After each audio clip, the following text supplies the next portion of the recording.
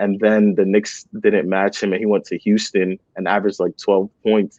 So I don't see how Carmelo like stopped Jeremy Lin from being great. I just don't think he has it anymore. Melo's the role he didn't want in Oklahoma City.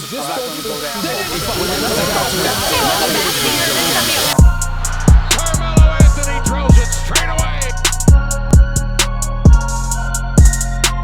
What's going on, everybody? Welcome back to the 59th episode of Control the Narrative. We're a podcast where we control the narrative that the media creates. If you're new around here, subscribe to catch our weekly podcast on YouTube, Spotify, Apple Podcasts, all that shit. And if you're local around here, we appreciate your attention. As always, 59th episode, we're heading into the All-Star break. So I'm going to talk a little bit about the All-Star break, but really the first half of the season with Osa. Osa, welcome to the show, bro. What's up, bro? Not much, man. We're just talking off camera, and you were saying how the people on the show lately, or just like in general, how it was like shocking to you how people fuck with Melo as much as you do, and like a lot of the shit that you thought people have been saying on the show and shit. Yeah, yo, bro, not only that, but like the people you have on, they're like insightful and like, you know what I mean? I don't mean to be biased, maybe just because I'm a Melo fan, but they like actually think like, I don't know if when you're a Melo fan, your brain like sees basketball a certain way. Like I just like the purity of the game. So when I see the people you bring on, they're very insightful and knowledgeable, and they're like it's pretty dope. So it's a dope platform. Yo, why don't we get into you a little bit? If you could give us like a 60-second or less, however far you want to take it, recap of like just your Melo fandom, and then I want to know what you think the most underrated Melo moment or game is and why.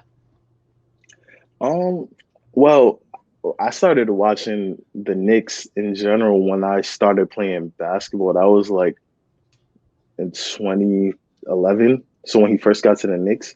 Yep. And that's ironically when I first started like really loving basketball and loving to play it. I just turned on the game one day, and then it was the game.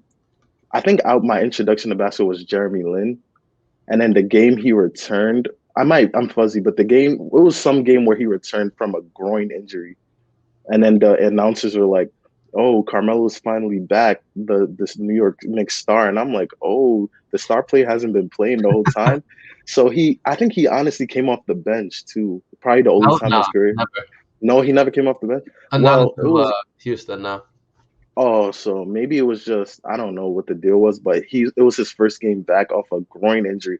I remember he got the ball. They ran a play from him. He got it, missed the layup, got it back, put it back up, missed the layup, got it back, put it back up, missed the layup, got it back, and then put it in. And I was like, yo, who is this dude? That's like bully ball Melo. That's what really made me be like, yo, this dude is dope. Because growing up, like when you're young, you play basketball, you're taller than everybody else. They like, yo, rebound the ball. So when I saw that, I'm like, yo, Melo is dope. So then I just started following him ever since then. They were playing the Celtics too. I remember that. He just kept putting up, missing. Quick, that's second jump. Yeah. All right, most underrated Melo moment or game, in your opinion? Underrated moment or game? I was thinking about this. I don't know, like every time I watch this podcast, people just say like the dopest stuff. But me, I can't really remember. I've seen so many Carmelo games, but I want to say like an underrated season. Sure. It was his 2015 season where he averaged 4 assists, 21, 7 and 4, I believe, for the year. And like I think that's an underrated like season because it was his most all around complete season. He wasn't like forcing his way to like 30, 40 points. Is like he was just taking what the defense gave him the whole year. And ironically, people still like Melo doesn't pass, he doesn't do this, he doesn't sacrifice. So he changed his game. That was the year when Robin Lopez was center, right? Right, when he had that garbage team and he was still dishing out 4 assists a game. He even had a 10 assist game that season where people were still saying, well, Melo doesn't do this. So it's just, I don't know.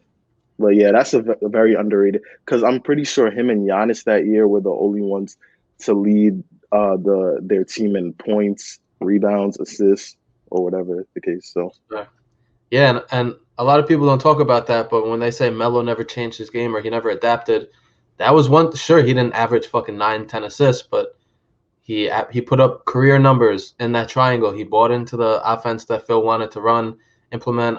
I don't know if Hornacek was there at that time, or but Fisher maybe. But he remember. bought in. Like Melo bought in. He also changed his game to his later years now in Portland, where he's become a catch and shoot player, a spot up shooter a lot of the times, and like of course he gets his touches and shit. But yeah, I like that one. That's a good one. Yeah, for sure. Speaking of Portland, last night we're recording this March 2nd, Tuesday. It was Melo versus LaMelo for the first time. It's been a lot of talk about that on Twitter, Instagram, all this shit. Who's the real Melo? Can LaMelo use Melo's nickname and all that shit? If you could pick, obviously, great game from both of them. Melo 29 and the win. LaMelo 30 points, but both killed it. What was one takeaway that you can take from that game, whether it's specifically with those two, whether it's something with the Blazers, something with the Hornets? Just what was the one thing you walked away from last night thinking, damn, like this is what I'm taking from it? Honestly, I was thinking that the league is in good hands with LaMelo Ball. And another thing I was thinking is how humble Carmelo was with the whole situation. Obviously, they both played great games, so that was cool too. But the way Carmelo embraced him as saying, you know, this could be your nickname because, you know, it doesn't really matter to him. He's just a humble guy. Yep. And another thing, it was just surreal for me. I'm not too much of a LaMelo Ball fan now, but in like high school when he was like publicized a lot, I used to follow the games at Chino Hills, Spire, even when he went overseas. And like to see him playing against Carmelo, who was my favorite player of all time, and he was my favorite like high school prospect at the time, I guess you could say. It's just surreal. I'm like, wow, he's really in the NBA matching up against Carmelo Anthony. So did you think he was going to make it when you were watching him in high school and overseas and shit? I thought he was gonna. I don't know, man, because he was definitely skilled, but his game back then, it was so weird to like gauge because it didn't look like he had much. First of all, physical strength, so he used to just play off of just pure instincts and skill and just touch. So it was very interesting, and he used to dominate by doing that. And I used to think if he gets to the NBA, he's like a little bit skinny and this, that. But then he grew to like 6'8", bulked up, and I don't know what he. So yeah, he proved me wrong, I guess, because I had a little bit of doubt for sure. And that strength and shit, like I feel like it's way easier to have the skills and develop the strength later. And like growth spurt, there's nothing you can control about that. But like actual physical strength, and you know he's you remember Porzingis with the Knicks when he first came in, he was a fucking twig.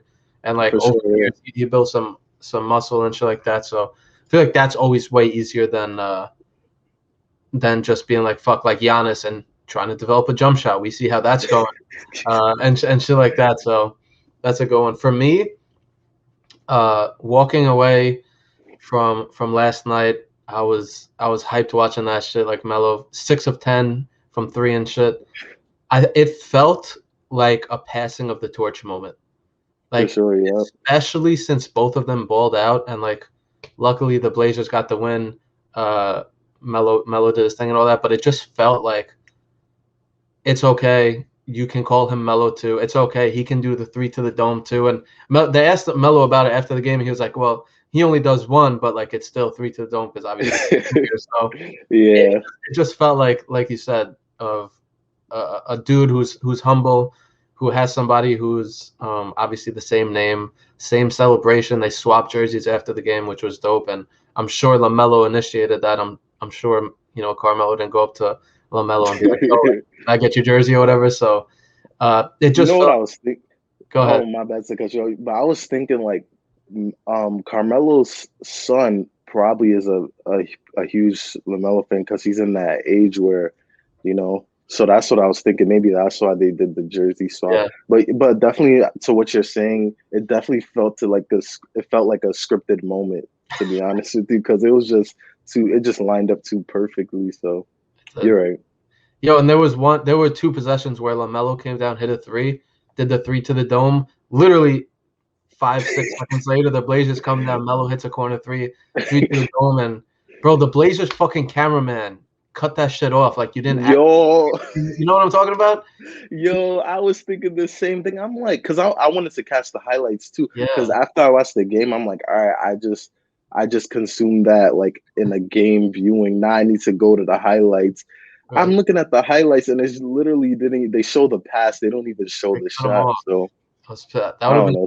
maybe the Hornets cameras got it. I haven't even checked honestly, but yeah, that shit I was like, damn. So that was mad cool. Like being honest, Yeah. as a Knicks fan, I was dying for the Knicks to get LaMelo, and there were all this talk about the Ball family might force his way to the Knicks and all that, and I was going crazy. Yeah, same. Didn't happen. Typical of Knicks luck, but it's all good. Knicks are killing it. So Are you a huge LaMelo fan, or are you just like? I just think he's like a superstar. Like, I'm not gonna say I watched him in 8th grade and like I knew he was. I'm not sitting here saying that, but I bought into the hype. I watched some of his highlights in Australia. Where else did he play? New Zealand or some shit? No, he played for the New Zealand team that in the Australian league. So gotcha. Yeah. So like I was watching his highlights and just like the amount of swag that dude has, I was like, there's no way he's not gonna be a superstar in the NBA. So but just off not to keep it on LaMelo, but he used to average in his last year in high school 20 and 10 just off of just feel of the game. Like he didn't really, it looked like he wasn't even trying. So it used to be so hard to gauge his game because everybody used to be like going at him, and he just, I don't know. But let's keep it on Carmelo, the real Melo. Fair. All right, let's get into the first half of the season. So this is going to air. The Blazers are still going to have, I think, 2 more games, but the season's wrapping up. We're heading into All-Star break. It's just a night, just Sunday night. So, besides these next 2 games, which obviously we haven't seen yet, what has been your biggest surprise and biggest disappointment from the Blazers? This could be like team-wise, player, however you want to take it from the first half. Surprise and disappointment. For a surprise, I would say Nasir Little. I think he's a future star. That's my opinion. Like, I think he has a very, very high ceiling. He doesn't get a lot of minutes, but when he does, he produces. He had a 30-point game against the Bucks where they were getting like blown out. Yep. And even in his minutes yesterday, his 3-point shot looks almost automatic when I don't even think he was a good shooter last year. So, and I remember him from being a prospect in high school. He was like, I want to say he was like close or was number 1 out of the recruiting class that year with Zion, Cam Reddish, RJ, all of them were in the class. And I thought he wasn't going to live up to his recruitment status at the time, but like this season he's proven me wrong. He looks like he can defend, he can shoot the ball, he's athletic, so I think he has a high ceiling. So he's a surprise for me. What about disappointment? Who have you watched or what have you watched and you're like, damn, I thought this was going to be better? Disappointment, man, I'm not even too sure. I'm not too sure, man. I would say Anthony Simons. Not that he's a bad player, but I was thinking, I mean, he doesn't really have room to do much. So when sometimes I see you make these episodes and you're like, yo, he's a chucker. And yo, I feel the same way when I'm watching. I'm like, bro, just make at least one pass before you just shoot. Wild, right? But then I get it because he's such a young player and he doesn't have much opportunity. So I feel like when you're young, they just need to get something up, So I feel like he tries to get his. It doesn't look good all the time. Why he's a disappointment to me, though, is because I would have thought he would have developed, like the game would have slowed down for him more. Instead of him just chucking, he can like make reads, make correct passes, maybe get in more of a point guard kind of feel to the game. But at this point, he just looks like a shooting point guard, like that doesn't pass. Which is fine. Like if that's what he's gonna be, a dude who just comes off the bench and scores, that's fine. Just for me, it's like that's the last thing the Blazers need with all the shooters they got. It's like, and then you got Anthony Simons coming in, taking away shots from Gary Trent or Melo or CJ, whoever it is, it's just like, fuck, like pass the goddamn ball. But I feel that's fair. For my surprise, the biggest surprise, I'm going to go with Gary Trent Jr. I feel like obviously in the bubble, he killed it. He was shooting like, what was it, like fucking 50% from three. And I was like, damn. Probably higher than that. It was, right? And it was like, I was like, damn, is it just like the bubble atmosphere? Is it like just he was hot for a few weeks? Like, what was the deal? Because he wasn't shooting like that in the regular season. But the way you feel about Nasir Little, it sounds like I feel the same way about Gary Trent. Plays defense. Mm-hmm. Gary Trent gets his own. He could get his own shot. He could spot up. He could drive. Like he has a mid range. He has like so many different things he can do offensively. And I feel like he's obviously since CJ went out, he's been shooting a ton more and scoring a lot more and shit. But I just feel like this summer he's gonna sign a big contract with somebody. I don't know if it's gonna be Portland because I don't really know their contract situations and shit like that. But he's gonna get a big contract this summer to be one of the guys. I'm not saying he's gonna be the top scorer on a team, but I could see him being like the third scorer on like a really good team. Just like very impressed with him. Because, like I said, I didn't know if the bubble thing was just like a fluke or if he was going to come back and stick it up in the season. So he's my surprise and then my disappointment. And I'm saying this after the dude went like, what, fucking 8 of 9 from the field yesterday. But Robert Covington, I don't know why. Oh, that's a good one. That's a good one. Yeah. Bro, I don't know why, but I just had this like thought about him. I don't know if it's because I didn't watch enough Rockets games last year or whatever, but that he was this lockdown defender who is automatic from three. That's on me, obviously. Yeah. And like last night he fucking killed it, so I got to give him his props there. But I just feel like he hasn't been that lockdown defender. He's played good defense here and there. You know, we heard so much about this Covington and Derrick Jones Jr.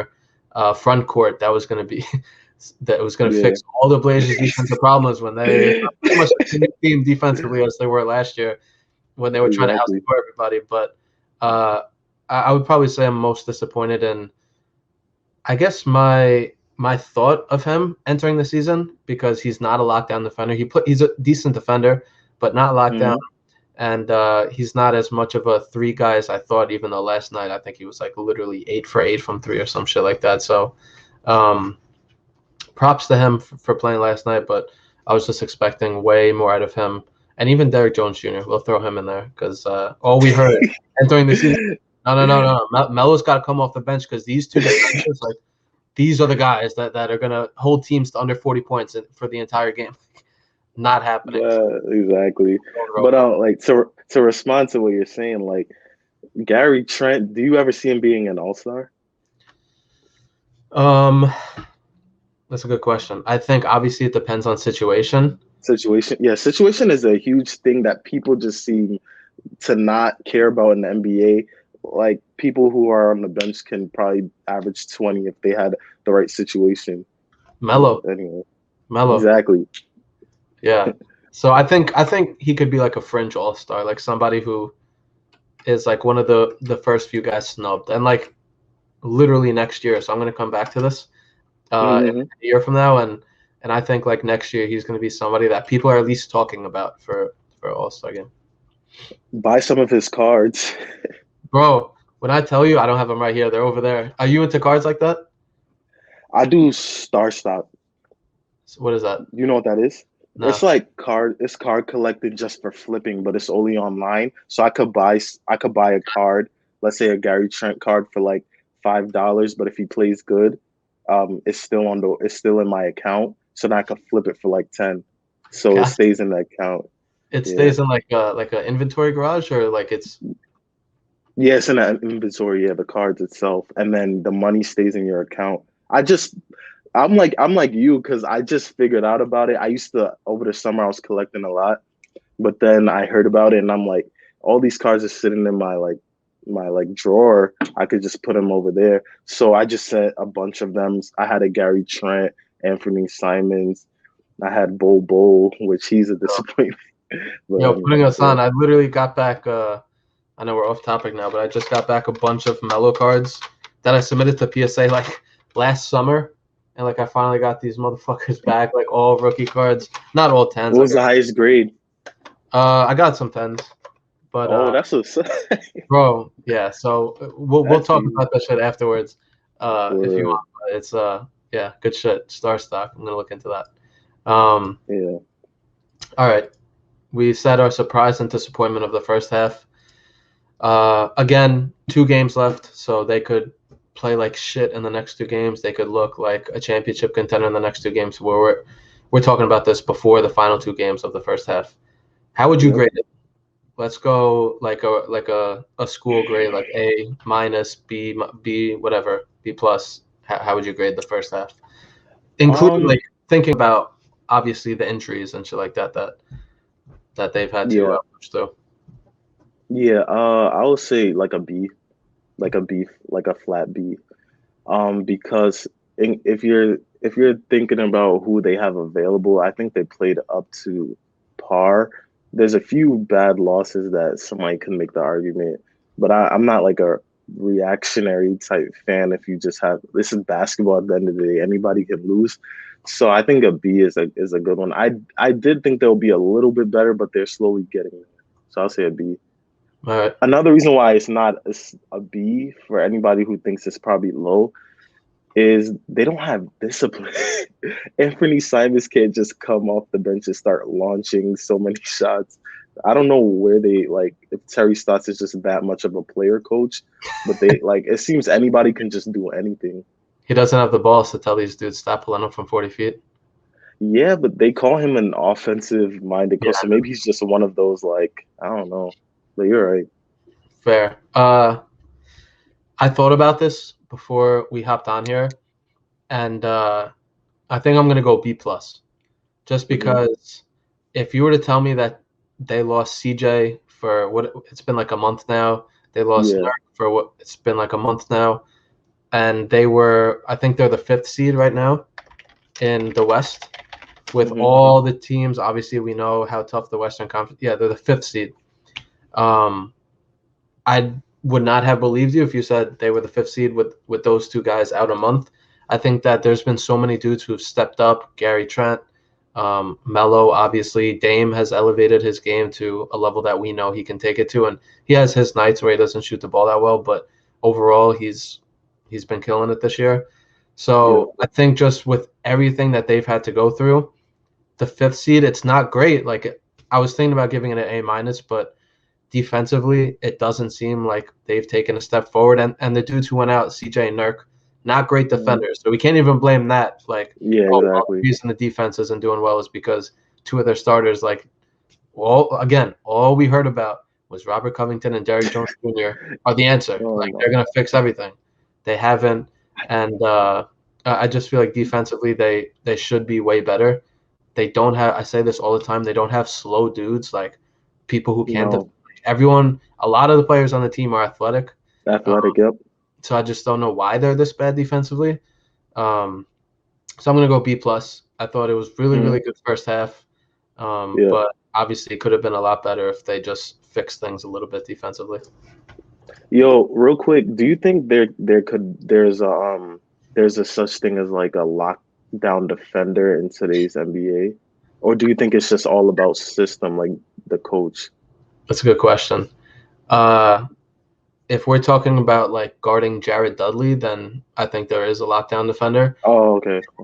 If we're talking about a guy like fucking Trae Young or like you can do some shit to bother them, but at the end of the day, they're gonna get whatever shot they want to get off. Even a guy like Luka, who's not the quickest dude, who's like not quick, not strong as hell, but he's going to get off whatever shot he wants, no matter who's guarding him. So, so no, I don't think there's a lockdown defender. I think the system is obviously crucial in how a player defends and then also a team defends. Like I love that how Melo is always the one to blame on defense when, like I say it all the time, he is never a defender. Like he was not a lockdown defender, but he was never a bad defender. So yeah, I think schemes and personnel and all that should play into it like a lot. Yeah, for sure. Good shit. All right. Speaking of Melo, we just graded the Blazers first half. How would you grade Melo's first half of the season so far? I'll give him like a B minus maybe. We need one. B or B I'm minus. I'll give him a B minus. Okay. Why? Because he looks very very sharp, and I know a lot of things are due to situations, and he's not getting them. He's getting 30 minutes one night, 20 minutes the other night, so that's a big variable. So maybe I'll bounce it up to like a B. So, but he's playing well. He looks better. He looks more in shape than he did last year. He looks honestly better than last year off the eye test. But I just think my thing with Melo this year is he doesn't take the best shots, and obviously he can make it. We've seen him make it for years, but like when he's off, like has a 0 for 5 start or something, I think it will help to like maybe just go to the basket. But I could play devil's advocate there and say the refs won't give him the call, but I just think sometimes he doesn't take the best shot. But overall, he's having a heck of a year. I think he's averaging like 14 off the bench, and it's a kind of like a down. He started off very poorly from a field goal percentage standpoint, but I say a B, like because I know he can do a lot more, but it does depend on situation. So I guess it's up in the air. All right, that's fair. It seems like we're seeing similar because, again, I thought about this one and I really tried to differentiate my grades and shit like that, but I'm going to be boring and give him a B plus too, just because obviously, you know, there's been some games where he hasn't shot the ball well. Obviously, he's coming off the bench and he took some time to get used to that. Obviously, you know, there are some nights where he hits 2 in a row and then misses 1 and they don't look his way for another 20 minutes. So there's so many variables. Exactly. So it's so many variables, but at the end of the day, I just feel like what he's been able to do in a new situation and a new role, trying to deal and navigate this new role and this new life really, where, you know, he hasn't been the guy for a few years, but, you know, taking a backseat to a guy like Robert Covington to finish some games, it's like, I'm sure he'll never say it, but I'm sure that he thinks about that, like, damn, I should be out there. And there's been some games, like there was a Raptors game like 2 months ago where he hit like a couple clutch shots late in the fourth. Last night, you know, hit some shots to really extend the lead and shit. So with everything that he's had to deal with, I feel like he's done a really good job. Obviously not an amazing job, a perfect job, because he's had his lows and then he's had some nights where he'll go out and shoot 10 of 19. Not some nights, one night. But like there was that week stretch where he hit like the first 6 shots in the fourth against Philly on TV. Nobody could guard him. Nobody. So it's just been such an up and down year, which you kind of expect. We saw that last year where he'd have great games and not great games. He's playing 25 minutes a game, which is his lowest of his career, obviously. So, you know, also adjusting to that, where sometimes, I'm not going to lie, it does feel like he's forcing it a little bit when he gets the ball on the elbow and like they'll send another guy. You can't blame him for that, but sometimes it doesn't really help, especially if you're trying to get in rhythm. He's a rhythm player, so maybe he needs to take like an easy, get to the free throw line.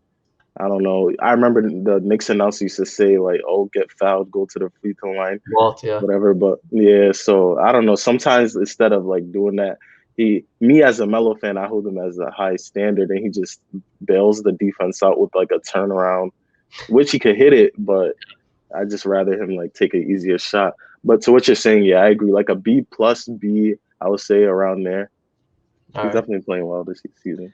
And it was funny, you see last night when he tried to back somebody down and like get closer to the hole, and I forgot who it was. I think it was one of the Martin brothers on the Hornets. But he backed down, literally touched them, and he pulled the LeBron flop and like that shit. So it's like he can't. Exactly. So he can't even get to the rim sometimes because he's trying to back down, but how soft the league has got. I don't want to offend anybody who's I don't know. He tries to, but people know he's a physical player. They flop, and then he gets into like foul trouble sometimes. So whatever. Yeah, and it was funny because I think a few possessions after that, the first time Melo got the ball after, he was like, "Fuck this! I'm not counting on the refs. I'm not pulling up." He just drove right by the dude and dunked it, and I was when I was like, oh shit, it was like fuck, I got to take it into my own hands. Yo, so there's a thing going around on Twitter, Instagram, and shit called like you had to be there. So give us like 60 seconds of your favorite Melo team of his career. I'm talking like 2012, 13 Knicks, 08, 09 Nuggets. Like, look at it like that. Which Melo team do you feel like, damn, you just had to be there for that, and why do you think that? Damn, I'm a bit limited in that because I'm only like 20. I started watching basketball at like 11, and he was already on the Knicks by then. So obviously, I did my research in like from Syracuse to Denver. Yeah. So, I would have to go on Knicks year. 2013 is everybody's go-to. So I guess that one. What about that team? Besides, obviously, they were fucking good. 54 wins, Atlantic Division title and shit. Was there something specific about it, or was it just because you were seeing like a winning team for the first time and you were like, this is fucking dope? Honestly, I feel that team was so good because, well, to me personally, because Melo didn't have to play so nice for me to be like, oh, I gotta see this game. J.R. Smith was hitting game winners, crazy dunks. You had Jason Kidd being the floor general, Tyson Chandler catching lobs. Yeah. I don't know if Steve Novak was on it. I don't think he was, but even in that era, it was just so fun to watch. Even when Melo didn't play, it was like, I gotta go rush home to see this game. Fair. Yeah. That's a good one. I have to pick the same one. Say I'm boring, whatever the fuck people want to say. I was literally forget about my favorite season of Melo's career. It's my favorite sports season ever. I'm a Yankee fan, obviously. For sure. 2009. The 2009 Yankees are obviously very close to my heart, Jeter and all those guys. But that 2012-13 team, Melo in New York on a winning team with guys that I like JR, I loved for years. Kmart, I loved for years. Camby was on that team. Rashid, just like such likable dudes. Kid, I could literally go down the fucking line. Prigioni, who's one of my favorite players of all time. So Felton, Shumpert, like that entire team was so much fun. The way they won was through Melo, which obviously made it that much better. Scoring champion, exactly. JR 6 of the year. So I could literally talk about that shit for hours. But that was 1000% one season where I'm like, if you weren't there, like you just don't understand. Like you had to be there to understand how fun and how exciting the city was and New York was during that season. Yeah. So, dope, yeah. Yo, real quick, what's your favorite, like, maybe not favorite, because you probably choose 2013, but like your most underrated Carmelo year where he had like a crazy season, or maybe just a season that was like pleasing to watch, but people don't really talk about it. You know what I it was? I said mine's 2015, yeah. 2015? I think it was the year after that Knicks tape year. Yo, he was a monster. The year after that, I'm looking at the page right now. He put up 27.4 on 45% shooting, on 40% shooting from three, which is a career high to this day. Grabbed 8 rebounds a game, 3 assists. Oh my god! 7 blocks, and he just fucking killed it that next year. And people forget about it because they missed the playoffs by like one game. To the Atlanta Hawks. That's a great pick. He was amazing. I think that year, back in the day, I used to think, well, not back in the day, whatever. I used to think that year was honestly better than the 2013 year. Back then, I used to think that. Yeah, for Melo individually, of course, because he took on such a load. He was efficient. He was scoring, damn near 28 a game still, grabbing a career high, almost 8-9 rebounds, and he was dishing off 3 assists. So I don't know. That was a great pick. Yeah, that was a good year. Yeah, I like that one. And like I said, I remember that Melo had made the playoffs every year in his career up until that season, and he was such a lock and a shoo-in for the playoffs that they had him in the promos. Obviously, they didn't. Seeing him in the promos, and I was like, damn, like Melo is really not That's in the playoffs. And that was obviously the first of 1, 2, 3, 4 straight playoff misses because of the dudes that he was being surrounded with. But yeah, I think that season he was just on another level, and obviously because the Knicks weren't the same team from the year prior, nobody remembers. But I'm gonna go with that one. Good pick. That was a great pick. Good question. All right, second to last question. We're heading into All-Star weekend.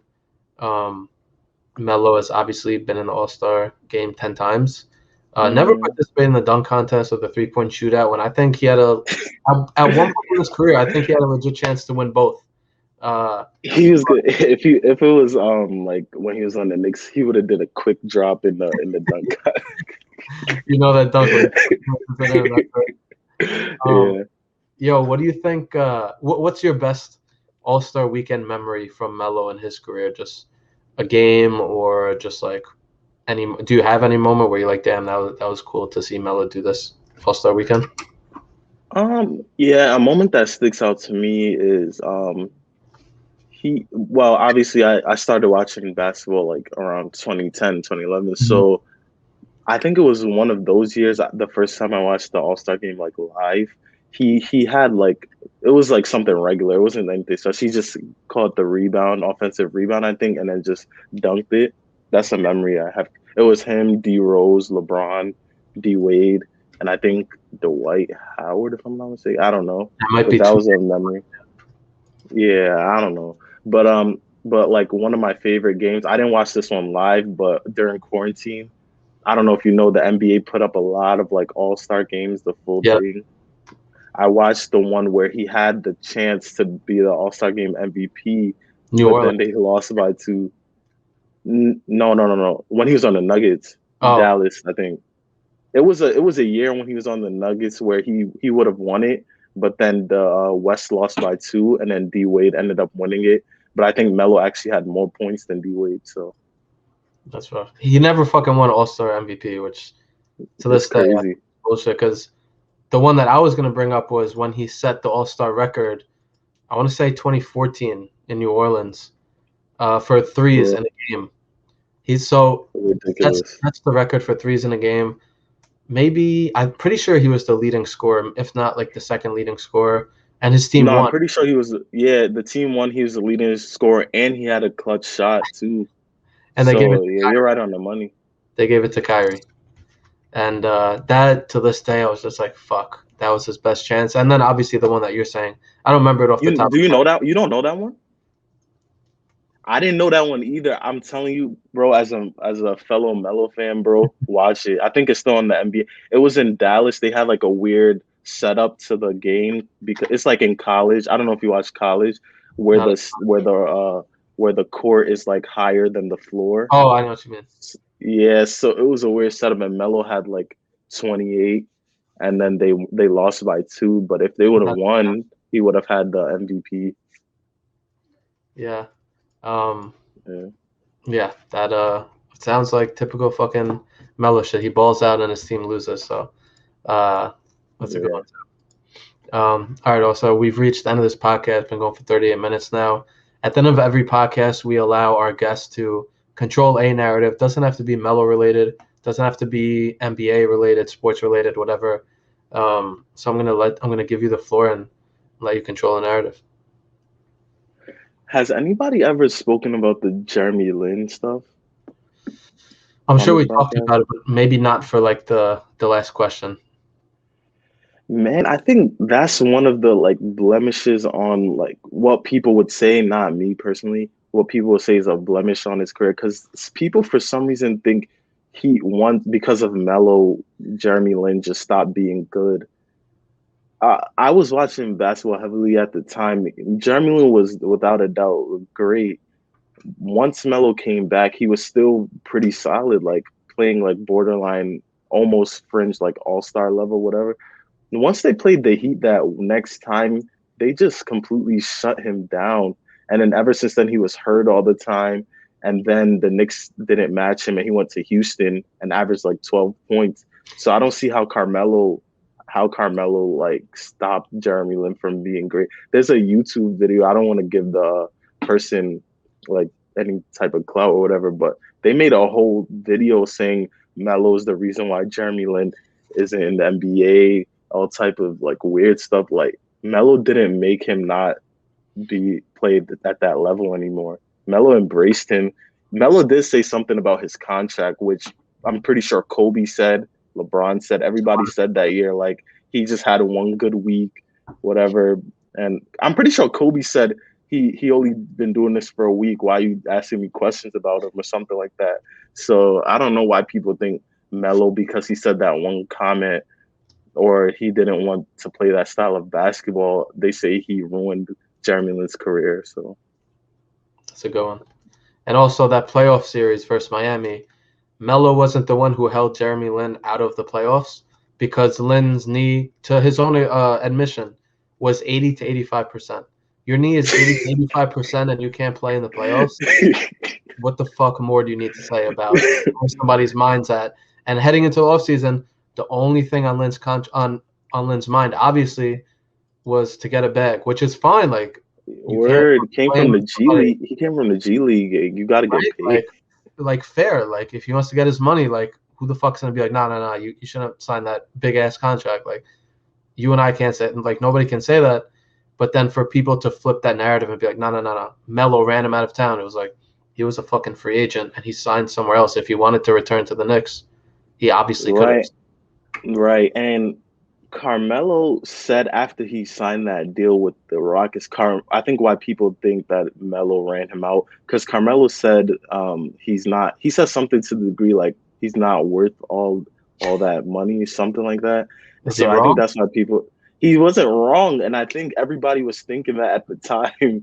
But I think just because he said it, they needed a narrative, so that's what they ran with. But I don't know. That's a narrative out of control that Melo didn't kick Jeremy Lin out the NBA. Jeremy Lin was great for like a 3-week, maybe 2-week stretch. I don't remember. He's been decent for his whole career. He's a really good basketball player, but after that week, he was never at that level again. So it's not Carmelo's fault. I like that. Good shit. All right. Also, well, appreciate you taking some time out and hopping on the pod tonight. You know, we've been trying to make this happen for a while, and I know probably a bunch of other people are listening right now. They're like, "Yo, when's my turn?" And like, we're trying to get to everybody. It's a whole thing. So, you built something. Yeah, you built something great. So you should take that as like, damn, I really did this, because this is a great show. Everybody who's like a Melo's fan, there's like plenty of people out there. So I mean, hit up Steve. Appreciate that, bro. Yo, do you want to plug your social at all for people to hit you up on Twitter, Instagram, or are you kind of staying off that for now? Nah, I'm staying off that. Staying off. All right, keep myself, yeah. Just also with the Melo 3 to the Dome hoodie. That's it, right? Yep.